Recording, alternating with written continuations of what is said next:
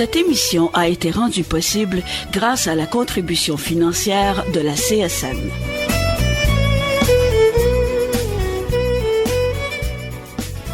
Mesdames et messieurs, bonjour. Bienvenue à cette toute première émission spéciale « Travailler au Québec en 2015 ».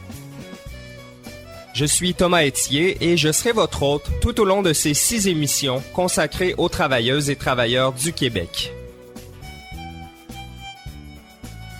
Un employeur, un employé et du travail. Une relation simple qui habitera nos deux personnages pour toute leur vie active. Ce portrait appartient à une autre époque. Les besoins se complexifient, les entreprises contrôlent les coûts, s'adaptent au rythme de l'économie, manipulent leurs ressources matérielles et humaines. Le but ultime d'une entreprise et de ses actionnaires, c'est le profit. Mais les buts des travailleuses et travailleurs du Québec, syndiqués ou non syndiqués, comment les défendre? À l'émission aujourd'hui, on se pose la question. Quel est l'avenir du syndicalisme au Québec? Quel est l'avenir de tous les travailleurs et travailleuses? Nous avons invité 2 jeunes syndicalistes, accompagnés de Monsieur Jean Lacharité, vice-président à la CSN. Mais pour commencer l'émission, comment les jeunes syndicalistes porteront les droits de tous les travailleuses et travailleurs du Québec au cours de leur vie? Qu'a-t-on appris des luttes passées, des erreurs du passé? On débute l'émission avec un ancien syndicaliste et politicien bien connu, Jonathan Valois. Aujourd'hui conseiller stratégique en communication, président du Parti québécois jusqu'en 2011, M. Valois a vécu le syndicalisme comme coordonnateur régional et développement de la souscription à la CSN et a grandi dans le syndicalisme avec son père Roger Valois, vice-président à la CSN pendant 25 ans. Je l'ai accueilli dans nos studios. Quelles nouvelles orientations le syndicalisme devra prendre au Québec, selon vous, pour s'adapter à ces nouvelles réalités des travailleurs québécois? On le voit exactement, on le voit de plus en plus. Autant fut une époque où, à l'intérieur même de l'entreprise, on voulait que tout soit pensé par les travailleurs de l'entreprise. Autant aujourd'hui, on essaie de morceler un peu chaque segment. On le voit, les défis sont là, ils sont grands. Et je crois que la réponse à ça, c'est présentement, elle est d'un réflexe de survie du côté des syndicats, c'est-à-dire remettre en question les agences. On l'a vu autant dans le monde du secteur public, on le voit un peu partout, de contester aussi la sous-traitance, ces choses-là, comme étant vraiment un sous-produit mal aimé d'une organisation du travail. C'est un réflexe de survie que je peux bien comprendre, sauf que d'un autre côté, il y a une réalité qui, malgré les grands discours où on tourne le dos à ces groupes-là, il y a une réalité de travailleurs qui demandent juste d'être aidés des fois par les mêmes centrales syndicales dans ces logiques-là. Mais qui des centrales syndicales va vouloir aller tenter de syndiquer les agences d'infirmières, admettons, prenons cet exemple-là, les agences d'infirmières alors que les syndicats les décrient tous les jours. Alors en ce sens-là, de s'être mis en porte-à-faux par rapport à ces nouvelles organisations du monde ouvrier, du monde du travail, voire même des organisations puis des entreprises, fait en sorte qu'on se retrouve à avoir un discours un peu difficile lorsque vient le temps d'aider ces personnes-là qui, elles, de toute façon, sont exploitées, vivent et ont le droit aussi à des représentations. Les centrales syndicales doivent être aussi, il me semble, des paniers de services qu'on pourrait offrir à certaines associations, peut-être pas sous la forme d'un syndicat, mais d'associations de ces regroupements qui ont besoin de conseils juridiques, qui ont besoin de personnes pour faire respecter les droits du travail, qui ont besoin de toute cette expertise que les centrales syndicales ont pour leurs membres, mais qu'on pourrait offrir à des regroupements qui ne sont pas des syndicats, mais bien des associations de nouveaux genres. Le nouveau chef du Parti québécois, Pierre-Carl Péladeau, dans cette optique-là, comment est-ce que vous voyez l'avenir de ces enjeux-là? Sans être cynique, je vous dirais que j'ai vu un Pierre-Carl Péladeau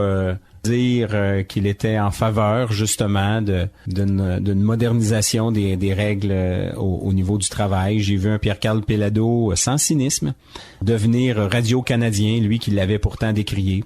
Alors, je sais pas jusqu'à quel point on peut être un personnage comme il a été à l'époque, un entrepreneur et un dirigeant d'entreprise, un des plus durs par rapport aux conflits de travail.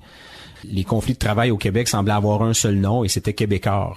Alors, comment une personne qui arrive avec une si longue feuille de route, comment une personne qui arrive avec des prises de position, notamment sur Radio-Canada, notamment sur plein d'autres enjeux, peut aujourd'hui, alors qu'il arrive chef du Parti québécois, devenir un born-again Christian de toutes ces questions, faudra voir. une des choses qui peut nous rassurer de ce côté-là, c'est que son chef de cabinet nouvellement élu, M. Pierre Duchesne, était certainement un de ceux qui, à la tribune de la presse, à l'époque où il était journaliste, a levé le drapeau très rapidement pour que les briseurs de grève issus du giron québécois ne puissent avoir accès aux salles de presse de l'Assemblée nationale. Donc, on avait quelqu'un qui, lui, était jour après jour du côté des travailleurs. Donc, en ce sens-là, c'est peut-être l'environnement nouveau de Pierre-Carl Péladeau qui fera que Pierre-Carl Péladeau retrouvera certaines vertus qui, visiblement, à l'époque où il était PDG, ne les a pas mis de l'avant. Parlons de la formule RAND, cette loi donc qui rend obligatoire la participation au financement des activités syndicales pour chaque personne dont l'emploi est encadré par une convention collective. Une définition d'une loi qui a été adoptée en 1946. Aujourd'hui, en 2015, est-ce qu'on sent plus de résistance de la part des employés syndiqués contre cette formule RAND? Je crois que on veut bien nous faire croire, et on a toujours tenté de nous faire croire que les gens se syndiquaient à contre-cœur. La réalité est tout autre. Il n'y a pas personne qui va embarquer dans une logique de syndicalisation, parce qu'il faut bien se le dire, là, de tous les droits qui sont reconnus par la charte, le droit d'association est encore celui qu'on fait en cachette. C'est encore celui que vous devez vous cacher pour signer des cartes pour que les gens puissent s'associer collectivement. Il y a un seul droit reconnu par la charte qui s'exerce encore en cachette, et c'est le droit d'association. Alors, il faut beaucoup de courage pour arriver à fonder un syndicat dans un groupe, et il faut surtout un patron qui a carrément viré fou et qui a poussé ces gens-là à dire « Il me semble qu'avec un syndicat, je serais mieux qu'avec les normes minimales du travail. » Ça, c'est la première des choses. La deuxième des choses par rapport à ça, c'est qu'à partir du moment où il y en a une personne qui est syndiquée, que tout le monde devienne syndiqué, ça vient d'un compromis. Ça. Et si demain matin, les gouvernements voudraient remettre en question ce compromis-là, voudraient dire non, et il me semble que chaque personne devrait avoir le droit de se syndiquer ou non, ben ça revient aussi à dire que chaque personne devrait avoir le droit de grève ou non. Et demain matin, si mon droit de grève il est individuel et que la loi anti-briseur de grève fait en sorte que moi, qui arrête de travailler, je ne peux être remplacé, vous allez voir que très rapidement, on va vouloir revenir à des règles collectives. Alors, je ne suis même pas convaincu que les milieux de travail se trouveraient gagnants de mettre fin à la formule RAND, tellement on serait capable, il me semble, d'organiser des choses et de l'éducation et de la mobilisation sur les milieux de travail, et certainement de créer une certaine anarchie sur les milieux de travail sans la formule RAND. Alors, en ce sens-là, là, ça, moi, je pense que c'est la seule façon de comprendre ce débat-là autour de la syndicalisation et de la formule RAND, c'est réellement, il me semble, de le voir sur le prisme qu'il y a des gens qui prennent tous les moyens pour miner les valeurs syndicales et le sens justement d'une association de travailleurs et les bienfaits. L'opinion publique véhicule plusieurs critiques, comme quoi, par exemple, que les syndicats défendent souvent des intérêts corporatifs au même titre que l'employeur, que des employés surprotégés ne font plus le travail, ignorent la mission de l'organisation, bloque l'accès aux plus jeunes. Selon plusieurs syndicalistes, l'opinion publique serait manipulée par les gouvernements de droite antisyndicalistes, par les médias. Est-ce qu'on n'aurait pas quand même commis certaines erreurs par le passé dans les syndicats pour que certaines personnes en viennent à penser ça aujourd'hui? Ben, c'est clair qu'on va prendre certaines erreurs. Je crois pas que tout est rose du côté des syndicats. Les syndicats se sont donné des règles du jeu, ont négocié des règles du jeu, et je suis le premier à décrire certaines règles du jeu où on a mis en haut, mais bien en haut, comme seule règle, il me semble, alors qu'il pourrait y en avoir plusieurs autres, l'ancienneté. L'ancienneté, et ça, en ce sens-là, lorsqu'on pense qu'on va gérer les décroissances d'entreprises et que l'ancienneté va devenir toujours la seule chose qui va permettre à certains d'avoir des privilèges pour les vacances, d'avoir des privilèges pour ci ou pour ça, et que c'est l'ancienneté seulement qui fait que on avance en termes de conditions de travail et en termes de protection dans un syndicat, c'est certain que ceux qui n'ont pas d'ancienneté, c'est-à-dire les jeunes, vont être les premiers à dire « Mais à quoi vous servez comme centrale syndicale? » Je suis toujours celui qui va tomber au bout du quai parce que je vais toujours être le dernier protégé par les centrales syndicales. Je sais que les centrales syndicales ont fait plusieurs congrès, réflexions sur justement le fait qu'il fallait amener d'autres concepts que simplement celui de l'ancienneté pour défendre les membres, parce qu'on est très conscient qu'il y a toute une génération qui est en train d'échapper présentement au milieu syndical, et s'il y a un défi aussi qu'on peut ajouter aux centrales syndicales aujourd'hui, c'est bien le défi de survivre à cette génération qui est présentement omniprésente, c'est-à-dire les baby boomers qui sont encore les leaders syndicaux d'aujourd'hui, et d'être capable d'avoir une relève moderne, une relève réelle, une relève qui est consciente des enjeux émergents par rapport justement au monde du travail et au monde économique et à la représentation. Je sais qu'on est conscient du côté des centrales syndicales de ce problème-là, mais je ne vois pas encore à quel point on en a fait un chantier prioritaire. La confiance des jeunes, la confiance du public, est-ce que vous diriez que c'est un enjeu majeur, préserver cette confiance-là ou la reconquérir? Les centrales syndicales, la façon dont je les entends parler, les façons dont ils s'organisent, force est d'admettre que on est rendu un peu trop légal, tant qu'à moi, un peu trop juridique dans nos revendications. On connaît le code du travail sur le bout de nos doigts. On fait des représentations pour que les lois soient changées. On est rendu des spécialistes de la gestion des griefs et des négociations de conventions collectives. On est capable de connaître les tenants et aboutissants d'une phrase, d'une ligne, d'une convention collective, ce qu'elle veut dire, ce qu'elle ne veut pas dire. Je veux bien. Mais tant et aussi longtemps que les syndicats seront considérés comme simplement des organisateurs et des signataires de conventions collectives, ils auront oublié tout ce deuxième front. Ce deuxième front qui est tellement important, c'est celui de dire nous sommes aussi un acteur social. Et quand on est un acteur social, c'est qu'on met pas toutes nos ressources à engager des juristes pour signer les meilleures conventions collectives. On met aussi de nos ressources pour faire de l'éducation populaire, puis pour être avec les gens qui, dans une société, ont peut-être besoin d'un acteur comme avec autant de ressources et de ramifications que les centrales syndicales, donc devenir un acteur collectif, communautaire avec les autres. Bien, Jonathan Valois, merci beaucoup. Merci. Pour écouter l'intégrale de cette entrevue avec Monsieur Jonathan Valois, rendez-vous au www.radiocentreville.com, section émissions spéciales.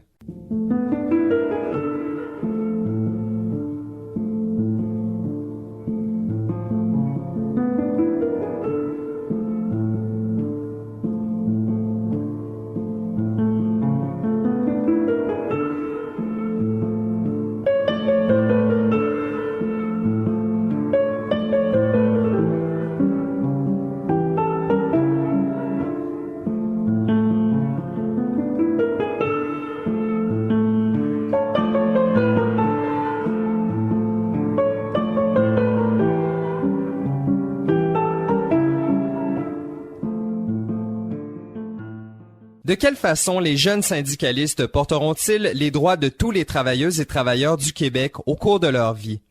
Qu'a-t-on appris des luttes passées, des erreurs du passé? J'en ai discuté en table ronde avec deux générations. D'abord, M. Jean Lacharité, vice-président à la CSN, accompagné de deux jeunes syndicalistes engagés dans leur milieu de travail, Mme Sophie Hébert et M. Hugo Roussel. Tout d'abord, je m'adresse aux deux jeunes syndicalistes qui sont avec nous. Pouvez-vous nous raconter un peu en quelques mots votre expérience syndicaliste? Okay, quand j'ai commencé à travailler, j'étais pas très impliquée. Au bout d'une année et demie, j'ai commencé à m'impliquer puis à aller aux assemblées puis à m'intéresser, dans le fond, plus à ça. Aussi parce que des fois, ça brassait un peu dans le domaine. Puis je me rendais compte que le syndicat était là pour me soutenir puis pour m'aider. Donc c'est là que je me suis mis à plus m'impliquer puis à avoir un intérêt aussi là-dedans. Puis de me rendre compte que ça défendait pas seulement les intérêts des travailleurs, mais également des causes sociales. Ça m'a plu beaucoup. Dans mon cas, je travaille pour Bréchon Joliette, le syndicat des travailleurs et travailleuses. Ça fait plus ou moins 6 mois que je suis délégué dans mon local. Je m'implique, j'aime vraiment beaucoup la vie sociale et tous les avantages qu'on a à gagner avec un syndicat. Récemment, on est allé au Comité national des jeunes, en fait, à une formation qui m'a beaucoup plu. On a beaucoup appris. Ça nous a engagés sur le deuxième front, les enjeux sociaux. Puis ça m'a poussé à vouloir m'impliquer plus pour les enjeux sociaux et dans mon syndicat local afin de se battre pour nos droits puis conserver nos acquis. Ben d'abord, je dois dire que c'est de la musique à mes oreilles, ce que je viens d'entendre de la part des deux jeunes, parce qu'on a besoin de relève, effectivement, surtout moi à mon âge, qui milite depuis la fin des années 70 au sein du mouvement syndical. Écoutez, les défis sont nombreux parce que on vit actuellement des modifications profondes du marché du travail dans un contexte de mondialisation, de financiarisation de l'économie. de tertiarisation de l'économie également, parce que l'établissement traditionnel que l'on connaissait, par exemple, Hugo vient d'une entreprise privée dans le secteur manufacturier. Alors, il y a eu de très nombreuses pertes d'emplois au cours des 10-15 dernières années dans le secteur manufacturier, partout dans le monde, mais notamment au Québec. Et il y a de plus en plus de précarisation du marché du travail. Bref, on a de très nombreux défis à relever. Et il faut, je pense, qu'on se renouvelle comme organisation syndicale pour faire face à ces défis-là. Se renouveler, ça veut dire avoir de nouvelles approches de syndicalisation. Ça veut dire être ouvert aux jeunes qui ne sont pas naturellement versés à faire de l'action syndicale, et c'est très compréhensible parce que dans certains cas, ils vont se retrouver avec des acquis dans le milieu de travail, mais suite à des luttes qui ont été menées pour lesquelles ils n'ont pas de connaissances nécessairement. Donc, il faut avoir une approche qui permet à ces jeunes-là d'ouvrir la communication avec la vieille garde, je dirais, dont je fais partie. À moyen terme, quels sont les enjeux, les principaux enjeux selon vous auxquels devront faire face les syndiqués québécois dans les prochaines années? Oui, évidemment, on a nos salaires, la précarité d'emploi, beaucoup de sous-contractants, beaucoup de travailleurs qui vont vivre la précarité d'emploi parce que il y a une grande rivalisation mondiale versus les usines, versus, je vais prendre exemple mon usine, là, on peut se faire remplacer par n'importe qui, n'importe quand, puis c'est de là de l'importance de se faire de bonnes conventions, puis d'éviter la précarité d'emploi, se donner les acquis pour pouvoir négocier, pour pouvoir avoir des ententes afin de conserver nos emplois. Ben, de mon côté, il y a beaucoup de coupures, là, de remplacements. Ils remplacent plus nécessairement quelqu'un qui part en maladie, plus avec moins encore. Donc, c'est pas toujours évident. Puis, comme dernièrement, je viens de perdre mon remplacement que j'avais, j'ai été obligée de supplanter. Donc, un mouvement aussi pour la clientèle, c'est pas stable non plus pour eux. Que le gouvernement dit qu'il n'y a pas d'impact sur la clientèle, alors qu'on peut tout de suite voir qu'il y a un grand impact. Là. Donc vraiment impact sur le service aussi. Oui, sur le service qui est donné. Ouais, il est pas le même, il est en train de changer. On pensait aussi aux nouvelles technologies qui définissent certaines nouvelles manières de travailler, qui favorisent le travail à distance, le télétravail auquel auraient de plus en plus recours les entreprises. D'une part, est-ce que vous constatez que même au sein des syndiqués, ça joue sur la cohésion et l'organisation entre les travailleurs? Bien, c'est une réalité. Votre question est extrêmement pertinente parce qu'il y a eu une montée fulgurante du travail autonome, du travail au foyer. Alors, nous, notre défi, c'est de voir comment on peut organiser ces gens-là qui sont à la maison, qui sont pris de façon individuelle chez eux, sans rapport collectif, comment on peut organiser une collectivisation du travail. Je vais prendre un exemple, les journalistes indépendants. Il y en a de plus en plus. Les employeurs ont tendance à faire de plus en plus appel à eux parce qu'ils n'ont pas de charges sociales à payer, parce que ces gens-là ne sont pas couverts par les lois sociales, parce que ces gens-là n'ont pas de régime de retraite. Alors, ça peut être très avantageux pour un employeur dans le secteur des communications de faire appel à des journalistes indépendants. Alors, c'est vraiment un défi pour le mouvement syndical. Comment on peut réussir à approcher ces gens-là, les organiser dans des... on a une association de journalistes indépendants à la CSN. Il y a un certain nombre de membres qui en font partie. On leur donne des services, mais c'est une réorganisation totale de ce qu'on connaît comme syndicalisation. Et M. Lacharité parlait d'un défi important qui était de s'ouvrir aux jeunes, qui était d'intégrer les jeunes dans des luttes qu'ils ne connaissent pas, qu'ils n'ont pas vécues. Est-ce que vous sentez ce décalage-là? Vous, en tant que jeune? Gênez-vous pas, là. Je suis gêné, c'est d'avoir les bonnes réponses. Les jeunes, ils connaissent pas nécessairement l'histoire en général du syndicat, puis ils savent pas quel droit a été défendu, puis qu'est-ce qui a été acquis non plus. Puis je pense que ça fait que peut-être qu'ils s'impliquent moins ou qu'ils ont moins d'intérêt. Mais quand tu te mets à regarder, comme nous, on vient juste d'avoir justement une formation... qu'on a vu un peu l'histoire du syndicat puis tout ce qui avait été acquis, puis ça donne le goût de se battre dans le fond pour garder ça, pour conserver ça. Mais je pense que si les jeunes il y avait une meilleure éducation là-dessus, qui étaient plus informés, ils seraient plus prêts à se battre aussi. Effectivement, si vous me permettez, je pense qu'il faut absolument éviter les conflits intergénérationnels dans nos milieux de travail, d'une part. Mais quand on parle des limites du syndicalisme, on ne peut pas en parler en faisant abstraction de la conjoncture dans laquelle on se retrouve. On est partout dans le monde occidental, le syndicalisme est attaqué de façon, je dirais, éhontée par les gouvernements, supposément qu'on doit rendre nos finances publiques, alors que chez nous à la CSN, vous pouvez aller voir nos états financiers, ils sont sur le site web de la CSN. Chez nous à la CSN, on a ce qu'on appelle le deuxième front, c'est de se préoccuper de ce qui se passe dans la société, de lutter pour qu'on ait des lois sociales qui protègent l'ensemble de la population, d'améliorer les normes du travail, je donne ces exemples-là, mais aussi de se prononcer sur les enjeux sociaux. Et ça, c'est un de nos défis, d'expliquer pourquoi on doit faire ça comme organisation syndicale, pourquoi on doit être sur le terrain politique.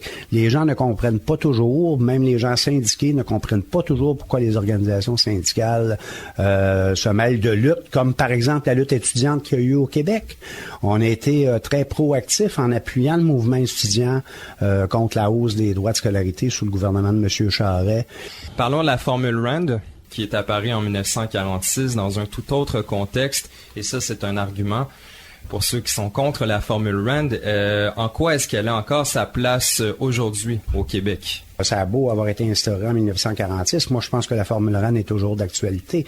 Et là où elle n'existe pas, on voit un affaiblissement énorme du rapport de force des organisations collectives. Ça mène à des milieux de travail où il n'y a pas d'harmonie, où la chicane pogne dans le milieu de travail, et il n'y a pas un employeur qui a intérêt à ça. L'opinion publique véhicule certaines critiques depuis certaines, voire plusieurs années. Par exemple, les syndicats auraient permis à toute une génération de baby-boomers d'avoir un emploi confortable et protégé au point de fermer la porte à plusieurs jeunes de la génération X, par exemple. Ou les syndicats protègent des travailleurs blasés qui profitent de leur salaire sans travailler à la mission de l'organisation, sans offrir un service public souvent adéquat. Sentez-vous en 2015 qu'on traîne le boulet d'une perception formée à travers les générations, selon laquelle les syndicats défendent bien souvent leurs intérêts corporatifs au même titre que l'entreprise? Non, c'est sûr, évidemment, on a des stéréotypes, là, des syndicats. Il y en a pas qui sont vrais, des fois? Non, j'imagine que certains peuvent être vrais, mais dans l'optique du fait que l'employeur impose un standard de travail toujours plus avec toujours moins. Il faut se conscientiser là-dessus que nos emplois à toujours plus, toujours moins, un moment donné, il y a une limite là, à toujours plus. Là, on va dire le gars, il se pogne le cul ou la fille se pogne le cul, mais c'est pas vrai du tout. Là. Faut se conscientiser sur cette question-là, qu'on a des emplois qui sont relativement normales. Là. Il faut pas non plus pousser la note à l'épuisement total là, des employés. On a une vie. Écoutez, si les travailleurs et les travailleuses syndiqués se pognent tellement le beigne, là, comment expliquer la montée fulgurante de la détresse psychologique dans les milieux de travail liée à la surcharge de travail? Hugo vient de l'aborder un peu, là. Toujours faire plus, avec moins de ressources. Ben, à un moment donné, il y a une limite à cela. Et la question des maladies psychologiques en milieu de travail est en train de devenir la deuxième cause d'invalidité dans le monde. Et ça, c'est pas les organisations syndicales qui le disent, c'est l'Organisation mondiale de la santé qui le dit. Et les employeurs ne reconnaissent pas le fait que c'est lié à l'environnement de travail, principalement dans plusieurs cas. Ouais, écoutez, là, je comprends qu'il y a des préjugés dans la société, même chez nos membres parfois. Puis il est vrai qu'il y a une infime minorité, mais ça, vous allez retrouver ça dans n'importe quel milieu de travail, qu'il soit syndiqué ou pas. Puis vous allez retrouver ça pas seulement chez les travailleuses et les travailleurs de la base, vous allez retrouver ça aussi chez des cadres qui font mal leur travail, puis on en connaît plusieurs, autant dans le secteur privé que dans le secteur public. C'est sûr que les services, ils sont pas parfaits, ça c'est vrai. Ça, on peut pas dire le contraire. On l'a dit tantôt, faire plus avec moins, mais c'est exactement ça ce qui se passe dans le domaine de la santé, des services sociaux aussi. Quand je parlais des coupes tantôt, ben les charges de travail qui augmentent aussi. Puis il y a aussi un contrôle qui est mis sur les employés aussi pour atteindre des résultats. Puis atteindre des résultats quand tu es éducatrice spécialisée puis que tu travailles avec des jeunes en déficience intellectuelle, c'est pas toujours évident puis c'est pas toujours hyper quantifiable non plus. Le syndicat a été, j'imagine, en perpétuelle adaptation. Quelles erreurs du passé ont permis de forger le syndicat actuel? Ben moi, je vous dirais qu'une des principales erreurs du passé, c'est que les syndicats ne se sont pas préoccupés suffisamment de l'organisation du travail dans leur milieu de travail. C'est une obligation de résultat que l'on a aujourd'hui dans le contexte de mondialisation, dans le contexte d'attaque aussi contre les milieux de travail avec les surcharges de travail. Mais il faut que les employeurs soient d'accord pour qu'on puisse participer à la réorganisation du travail. Il y a des endroits où on peut encore améliorer l'efficience, la productivité. Bridgestone Firestone est un excellent exemple de ça dans le secteur privé. On a travaillé très fort sur l'organisation du travail dans l'usine pour sauver l'usine et on a réussi à avoir des ententes avec l'employeur, mais l'employeur a accepté que le syndicat soit partie prenante à la réorganisation du travail cependant. Je pense que la plus grosse erreur, c'est de ne pas avoir réaffirmé notre force là, au long des années là, au niveau syndical afin qu'on puisse continuer à garder nos acquis. Là. On a un affaiblissement, j'imagine, au niveau du savoir de notre syndicat. Dans le fond, moins qu'on en sait, moins qu'on sait les enjeux qu'on a débattus pour. Là, je pense que c'est l'importance là aujourd'hui de réaffirmer notre position syndicale puis de mobiliser nos gens puis de manifester pour nos droits puis nos acquis. Et pour le futur, qu'est-ce que ça va prendre pour que syndicats, organisations et gouvernements travaillent dans une relative harmonie vers les mêmes buts? Je dirais 2 mots, respect puis reconnaissance. De se respecter puis de reconnaître aussi le travail qui est fait puis qu'est-ce qu'il faut faire pour en arriver là. Si on reconnaît le travail qui est fait, ben je pense que ça se passerait complètement différemment aussi entre les employés puis les patrons. Sophie Hébert, Hugo Roussel et M. Jean Lacharité, merci beaucoup d'avoir été ici aujourd'hui. C'est un plaisir, merci. Pour entendre l'intégrale de cette discussion, rendez-vous au www.radiocentreville.com, section émissions spéciales. Restez avec nous pour la prochaine émission. Dans quelques minutes, on se pose la question. Le Code du travail est-il toujours adapté à la réalité du marché du travail au Québec? On en discute avec Francine Lévesque, vice-présidente à la CSN, Jean Lortie, secrétaire général à la CSN, et Judith Lucier, notamment chroniqueuse au journal Métro, elle-même travailleuse autonome. Pour réécouter l'émission, rendez-vous au www.radiocentreville.com, section émissions spéciales. C'était Thomas Etier et au nom de toute l'équipe de Radio Centre-Ville, je vous souhaite bon travail.